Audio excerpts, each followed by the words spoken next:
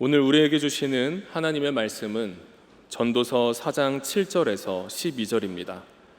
봉독하겠습니다. 내가 또 다시 해 아래에서 헛된 것을 보았도다. 어떤 사람은 아들도 없고 형제도 없이 홀로 있으나 그의 모든 수고에는 끝이 없도다. 또 비록 그의 눈은 부요를 족하게 여기지 아니하면서 이르기를 내가 누구를 위하여는 이같이 수고하고 나를 위하여는 행복을 누리지 못하게 하는가 하여도 이것도 헛되어 불행한 노고로다. 두 사람이 한 사람보다 나음은 그들이 수고함으로 좋은 상을 얻을 것임이라. 혹시 그들이 넘어지면 하나가 그 동물을 붙들어 일으키려니와 홀로 있어 넘어지고 붙들어 일으킬 자가 없는 자에게는 화가 있으리라. 또 두 사람이 함께 누우면 따뜻하거니와 한 사람이면 어찌 따뜻하랴. 한 사람이면 패하겠거니와 두 사람이면 맞설 수 있나니 세 겹줄은 쉽게 끊어지지 아니하느니라. 아멘. 사랑하는 성도 여러분, 이 아프리카 속담 가운데 이런 말이 있습니다. 빨리 가려거든 혼자 가고 멀리 가려거든 함께 가라. 우리가 한두 번은 들어보았을 법한 그런 격언 아니겠습니까? 혼자 가는 삶의 가장 큰 장점은 빨리 도착할 수 있다는 것이죠. 단점으로는 혼자 갈 때는 결코 멀리 가기가 참 어렵다는 것이죠. 지치고 힘들 때 도와줄 수 있는 사람의 도움이 없기 때문입니다. 이 반면에 함께 가는 사람들의 단점은 이 진행 과정이 다소 느릴 수 있습니다. 그러나 역시 유익한 점이 있다면 무엇일까요? 멀리 함께 갈 때 어렵고 힘들고 때로는 쓰러질 때 이 도움의 손길을 받으며 함께 목적지에 도착할 수 있다, 말할 수 있다는 것입니다. 생각해 보면 우리의 인생도 그렇지 않습니까? 요즘 우리가 살아가는 시대는 1인 가구의 시대라고 이야기합니다. 혼자 식사하고 혼자 일하고 혼자 놀고 혼자 문화생활을 하고 또 혼자 여행도 다니는, 혼자 생활하는 것이 무척이나 자연스러운 시대 가운데 우리가 살아가고 있다는 것입니다. 그래서 사회는 혼자 잘 사는 것이 또 다른 능력이야, 이런 어떤 풍조가 생기는 것 같습니다. 그러나 성경을 통해 하나님께서는 우리를 그렇게 창조하지 않았다 말씀하는 것이죠. 홀로 살아가는 것이 복된 것이 아니라 오히려 함께 살아가는 것이 복이요, 기쁨이요, 즐거움이라고 우리에게 말씀하고 있다는 것입니다. 그런 의미에서 오늘 본문의 저자인 이 전도자라고 하는 사람은 홀로 살아가는 삶의 헛됨, 그런 삶은 허무한 거야 라고 하는 이야기와 동시에 함께 살아가는 삶이 복된 삶임을 다시 한번 성경을 통해 우리에게 이야기하고 있다는 것입니다. 그런데 어떻게 전도서의 저자를 솔로몬이 아니라 전도자라고 우리에게 소개하게 되었을까요? 여러분, 전도서 1장 1절 말씀을 한번 같이 읽겠습니다. 다윗의 아들 예루살렘 왕 전도자의 말씀이라. 다윗의 아들이면서 예루살렘의 왕은 누가 있습니까? 솔로몬밖에 없거든요. 그런데 저자를 솔로몬이 아니라 전도자라고 표현한 이유는 무엇일까요? 전도자라고 하는 것은 참여하는 영혼이라는 의미를 가지고 있습니다. 우리가 아는 것처럼 솔로몬의 통치 말년에 이방 여인을 첩으로 들이고 그들이 섬기는 우상을 함께 섬기면서 하나님으로부터 멀어진 솔로몬의 연약한 모습을 보지 않습니까? 그런데 그 솔로몬이 인생 말년에 회개하고 참여하는 영혼, 전도자로 돌아왔구나 엿보게 된다는 것이죠. 참된 만족은 하나님과 함께 살아가는 삶이라는 것을 깨닫게 하는 대목 아닐 수 없습니다. 생각해 보면 솔로몬은 모든 사람이 누리고 싶은 세상의 풍족함을 다 누린 사람 아닙니까? 지혜, 권력, 명예, 문화, 모든 면에서 그만큼 많은 것을 승리하며 누려본 사람이 어디 있습니까? 그런데 솔로몬은 그 모든 경험을 어떻게 표현하고 있습니까? 헛되고 헛되며 헛되고 헛되니 모든 것이 헛되도다. 여러분, 헛되다라고 하는 단어가 몇 번 등장하고 있습니까? 5번 등장하고 있죠. 얼마나 헛된 인생인가 솔로몬, 이 전도자가 깨달았으면 이 5번이나 우리에게 강조하고 있죠. 이 도대체 무엇이 헛된 삶일까라는 질문을 자연스럽게 하게 되는데요. 그것은 하나님 없는 삶, 하나님과 무관한 삶을 살아가는 모든 것이 헛된 거야. 일시적인 것을, 없어질 것을 추구하는 것이 허무한 거야 라고 하는 것을 이야기하죠. 하나님 없이 성공한 것조차도 참된 만족을 누릴 수 없음을 우리에게 경고하고 있다는 것입니다. 그런 의미에서 오늘 읽은 우리의 본문 말씀 가운데에는 그 헛된 삶, 허무한 한 장면을 우리에게 보여주는데요. 그 핵심이 바로 홀로 살아가는 삶의 허무라고 말할 수 있습니다. 오늘 함께 읽었던 전도서 4장 8절 전반부 말씀을 같이 읽겠습니다.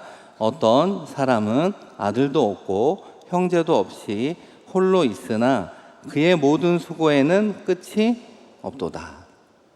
이 사람이 왜 혼자였을까? 성경은 부연 설명을 하지는 않습니다.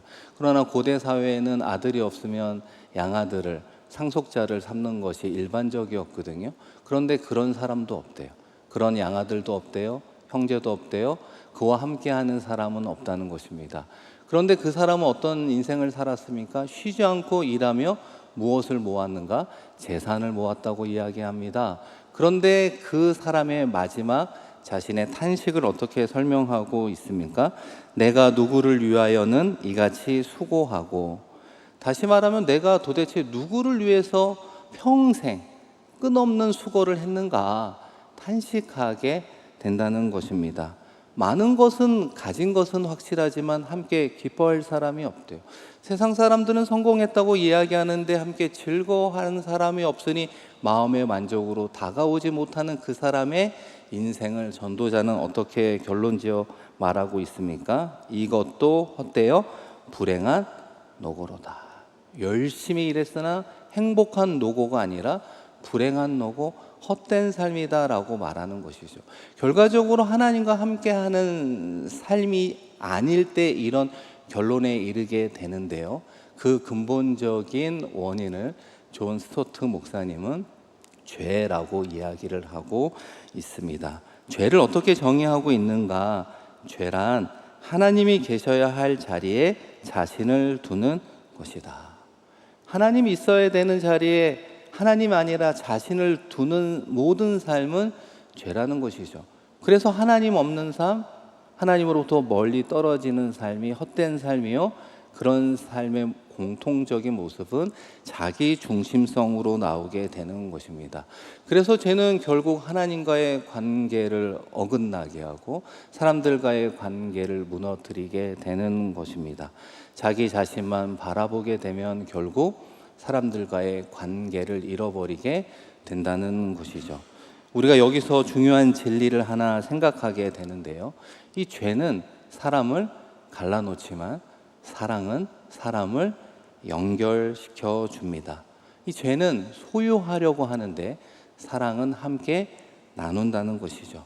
죄는 홀로 남겨두지만 하나님의 사랑은 함께 살아가게 한다는 것입니다. 대표적으로 예수님의 십자가의 사건, 그런 맥락에서 원수되었던 하나님과 우리와의 관계를 연결시켜 주셨죠. 예수님의 보혈의 은혜로 구원받은 하나님의 자녀 삼아 주셨고, 사람들과의 관계도 멀어지는 것이 아니라 서로 묶어주는 십자가의 은혜를 허락해 주었다는 것입니다. 그래서 하나님 안에 살아가는 사람의 특징은 무엇인가? 점점 더 사랑을 베풀며 살아가는 사람이 된다는 것이죠. 홀로 살아가는 것이 아니라 함께 살아가기를 힘쓴다는 것이죠. 그러나 반대로 하나님 없이 자기 중심적으로 살아가는 삶의 결론은 무엇이라고요? 내가 누구를 위하여 지금까지 수고했는가? 라고 하는 안타까운 탄식만 남게 되는 것입니다. 나 홀로 살아가는 삶은 허무요 헛된 모습이라고 하는 진리를 전도자는 우리에게 알려주고 있다는 것입니다. 이 사랑하는 성도 여러분, 그렇다면 우리가 주님 안에서 어떻게 아름다운 그런 행복한 관계를 맺으며 살아갈 수 있을까요?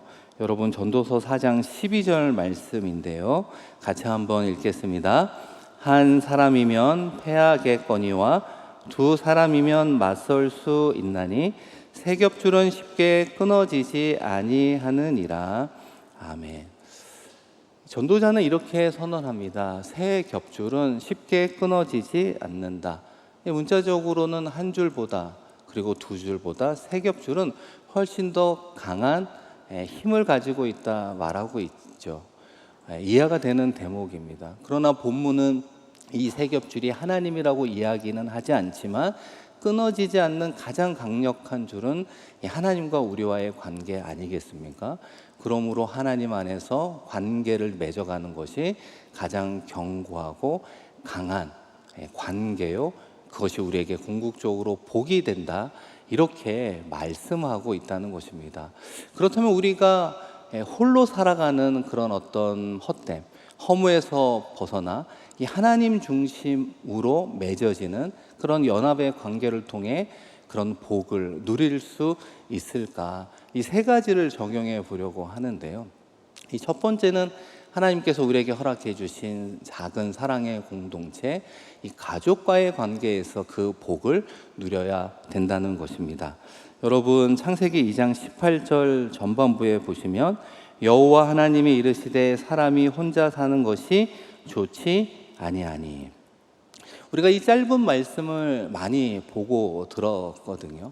이 창세기에 등장하고 있는 하나님의 창조 기사 가운데 하루의 창조가 끝날 때마다 보시기에 좋았더라. 두 번째, 세 번째, 6일째 창조하신 이후에도 공통적으로 하나님이 하신 말씀이 무엇입니까? 하나님이 보시기에 좋았더라.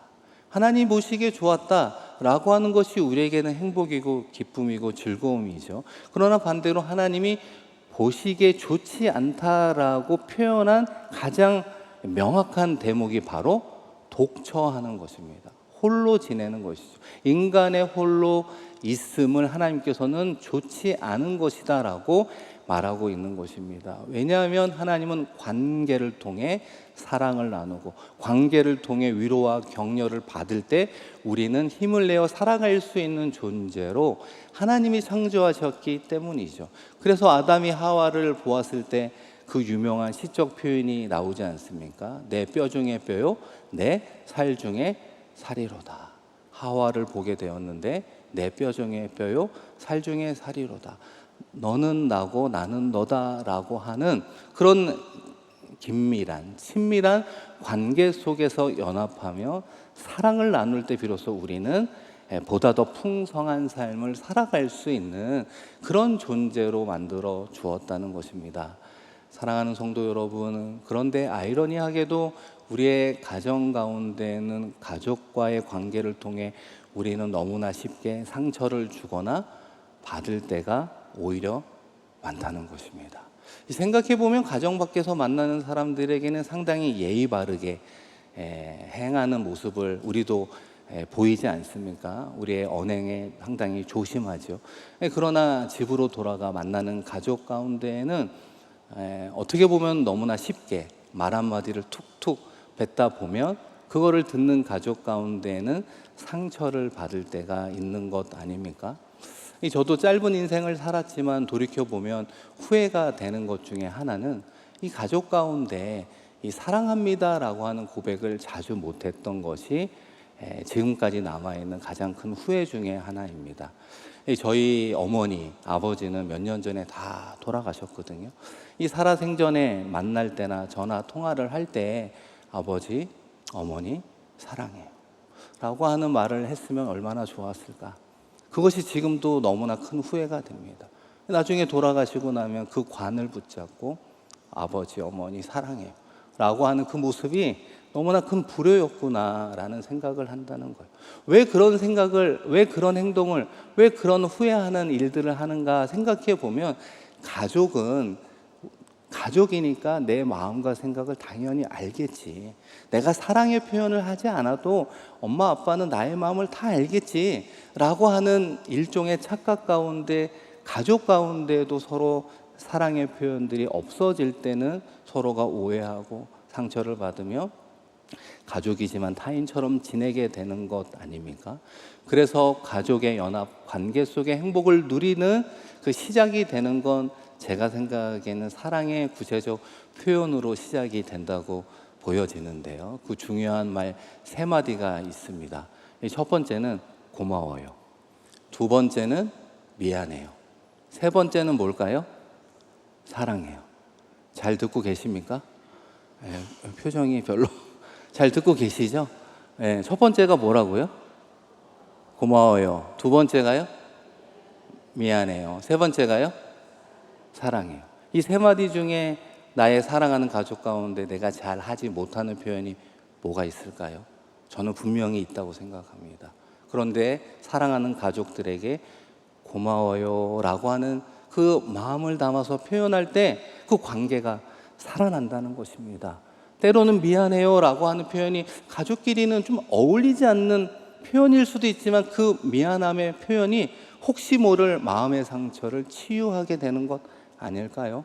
그리고 사랑해요 라고 하는 건 그 어떤 말보다 가족 간에 힘이 되고 능력이 된다는 것입니다. 사랑하는 성도 여러분, 오늘 예배 드리고 집으로 돌아가 가족들을 만날 때 적절한 상황 가운데 세 마디 이야기를 하시면 좋겠습니다. 첫 번째는 무엇이라고요? 두 번째는요? 세 번째는요? 이 사랑의 언어를 통해 보다 행복한 가족 공동체가 되기를 축복합니다. 이 두 번째로 하나님께서 우리에게 주신 사랑의 공동체가요, 교회라고 하는 것입니다. 교회 공동체에서 맺어야 되는 대표적인 관계를 성경은 무엇이라고 이야기하는가? 영적 동무라고 표현하고 있는데요.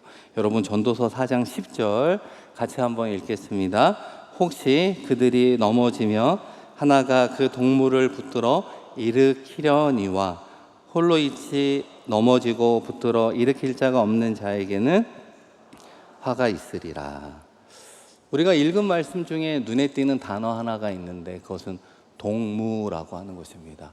이 동무라는 단어는 사실 어느 사회에서 자주 사용하고 있죠? 북한이죠, 북한. 북한에서 어떻게 표현하죠? 동무, 이런 표현을 하잖아요. 그런데 이 동무는 순수한 우리말입니다. 아주 친한 벗을 가리키는 말이 동무라는 뜻입니다. 그런데 전도자는 이 동무가 우리에게 필요해요. 여러분, 이런 친한 벗을 들을 때 떠오르는 그 친한 벗의 모습이 무엇이 있을까요? 나와 함께 길을 걸어가는 사람. 어떻게 보면 기쁠 때 같이 기뻐해주고 아프고 힘들 때 슬퍼해 줄 수 있는, 어떻게 보면 나와 함께 늘 동행하는 사람이 그런 동무이지 않을까라는 생각을 하게 됩니다. 그런데 전도자는 우리에게 무엇을 하나 이야기하냐면 우리의 인생 가운데는 반드시 넘어질 때가 있다는 것입니다. 여러분의 인생을 뒤돌아볼 때 넘어진 적이 있지 않습니까? 나는 인생 가운데 한 번도 넘어진 적이 없어 라고 말하는 사람은 한 번도 본 적이 없습니다. 분명히 우리는 넘어질 때가 있다는 거예요. 건강의 문제로, 가정의 문제로, 재정의 문제로, 때로는 자녀의 문제로, 심지어는 신앙생활하면서 겪게 되는 영적 침체와 탈진의 문제로도 우리의 믿음조차 흔들리는 인생을 우리는 살아갈 수밖에 없다는 것입니다. 그런데 중요한 것은 우리의 인생이 넘어지는 것이 문제라고 이야기하는 것이 아니라 넘어질 때 우리에게 도움의 손길을 내밀 수 있는 영적 동무가 없다면 그것이 문제라는 거예요. 그것은 화가 있는 삶이라고 이야기하고 있습니다. 그런 의미에서 우리가 두 번째로 긴밀한 관계를 맺어야 되는 곳이 바로 남대문 교회 공동체, 그 가운데 영적 동무라고 말할 수 있습니다. 그렇죠. 예배드리고 그냥 집으로 돌아가는 그런 신앙생활이 아니라 신앙생활하면서 나의 마음을 나눌 수 있는 지체, 나의 기도 제목을 나눌 수 있는 공동체, 내가 힘들고 어려울 때 상담을 할 수 있는 그런 신앙의 관계를 영적 동무라고 이야기하는 것이죠. 그런 의미에서 그런 영적 동무가 교회 공동체 가운데 없다면 그것은 전도자가 말하는 홀로 살아가는 삶의 허무라고 말할 수 있습니다. 혼자서는 신앙생활 할 수 없죠. 함께 기도 제목을 나누고 함께 기도하며 그 어두운 터널을 통과하는 곳이 바로 교회 공동체 아니겠습니까? 얼마 전에 그리심회 원례회를 제가 가게 되었습니다. 이 그리심 원례회라고 하는 건 70세 이상의 남자 성도들의 남선교회를 일컫는 말이죠. 그 그리심회 원례회에 가서 제가 은퇴하신 우리 성도님, 집사님, 장로님들에게 이런 이야기를 한번 한 적이 있습니다.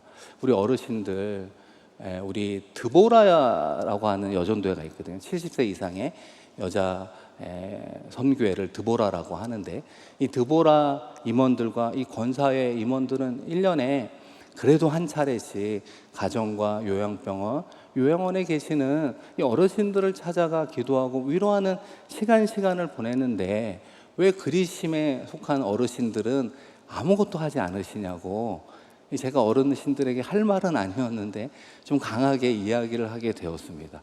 그런데 그 말이 임원분들에게는 도전이 되었나 봐요. 그래서 그날 끝나고 임원들 중심으로 은퇴 장로님 한 가정을 방문했다는 이야기를 나중에 듣게 되었습니다. 방문하니까 얼마나 좋습니까? 교회 나올 수 없는 형편인데 함께 신앙생활했던 선후배들이 찾아와 함께 예배하고 신앙의 추억을 나누니 찾아간 분도 반갑고 함께하는 그 어르신도 큰 은혜와 위로를 받았다 이야기하고 있습니다. 이 사랑하는 성도 여러분, 그런 의미에서 이 남대문 공동체 가운데 나의 영적 동무는 누가 있을까요? 정말 내가 가장 힘들고 어려울 때 내 손을 붙잡고 함께 기도해 줄 수 있는 그 한 사람, 여러분 준비되어 있습니까?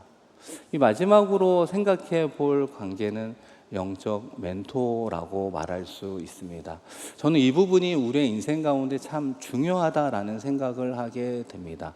이 영적 멘토와의 관계 속에 때로는 조언과 권면을 듣고 내 생각과 마음과 행동을 바꿀 수 있는가라고 하는 것이 우리의 남은 인생이 얼마나 풍성하고 행복해질 수 있는가와 깊은 연관이 되어 있다 생각합니다.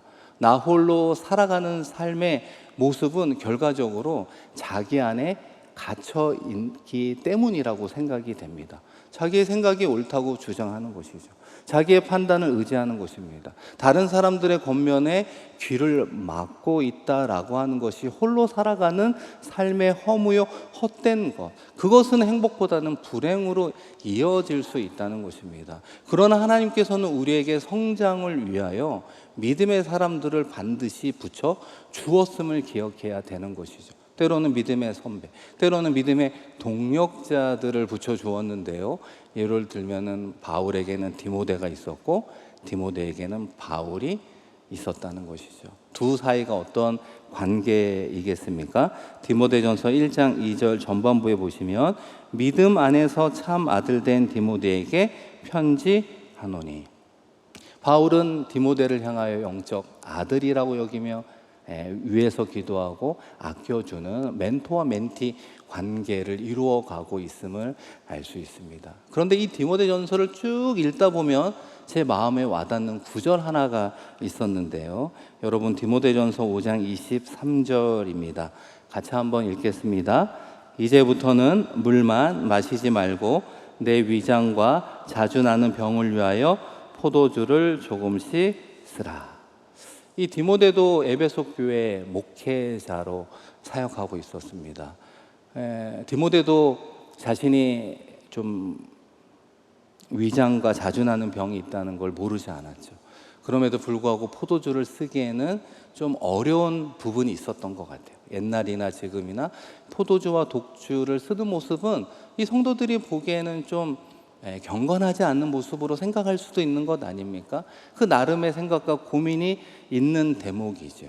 다양한 이유로 디모데도 그렇게 하지 못하는 상황을 바울이 알고 있었다는 것입니다. 그래서 너의 건강의 회복을 위해서는 물만 사용하지 말고 포도주를 조금씩 사용하라, 사랑 어린 권면을 하게 되었다는 것이죠. 이 디모데 입장에서는 간섭으로 여길 수도 있죠. 나의 목회가는 가운데 왜 간섭하느냐 생각할 수 있었지만 그렇게 받아들이지 않고 자신을 향한 사랑 어린 권면으로 그것을 받아들였을 거다 저는 생각합니다. 이 사랑하는 성도 여러분, 교만한 사람은 권면을 간섭으로 여기고 겸손한 사람은 권면을 하나님의 은혜로 받아들인다는 것입니다. 그래서 신앙은 혼자 완성하는 것이 아니라 반드시 하나님은 우리에게 붙여주신 사람들을 통해서 우리의 신앙의 성장을 이루어 가는 것이죠. 그런 의미에서 나의 신앙의 성장을 위해 조언해주고 권면해 줄 수 있는 영적 멘토가 반드시 있어야 된다는 것이죠. 그리고 시간이 지나서 나도 누군가를 위한 영적 멘토의 역할을 함께 해줄 때 비로소 홀로 살아가는 삶의 허무함을 우리는 승리할 수 있고 함께 살아가는 삶의 행복을 누릴 수 있다는 것입니다. 사랑하는 성도 여러분, 우리는 2026년 벌써 7개월을 지나 8월의 첫 주를 보내고 있습니다. 시간이 참 빨리 흘러가고 있지요. 2026년도 얼마 남지 않았습니다. 그런 관점으로 생각해 보면 우리의 남은 인생도 그렇게 길지 않을 수도 있다는 것이죠. 나 홀로 걸어가는 인생이 아니라 함께 걸어가야겠구나. 함께 만나는 이들의 사랑 어린 조언과 권면과 중보기도와 돕는 손길을 통해 우리의 남은 인생이 풍성해질 수 있음을 우리는 기억해야 되는 것이죠. 그러나 우리가 반드시 기억해야 되는 중요한 진리 하나가 있습니다. 우리가 끝까지 붙잡아야 되는 관계는 사람이 아니라 하나님이라고 하는 것이죠. 예수 그리스도가 우리의 신앙, 우리의 삶의 중심이 되어줄 때 비로소 만나는 가족 관계도, 교회 안의 영적 동무도, 믿음의 관계도 견고하고 풍성해질 수 있는 것입니다. 바라기는 오늘도 이번 한 주 나 홀로 걸어가는 인생이 아니라 함께 동행하며 하나님이 주시는 기쁨과 즐거움, 복을 누리는 저와 여러분 되기를 주님의 이름으로 축원드립니다.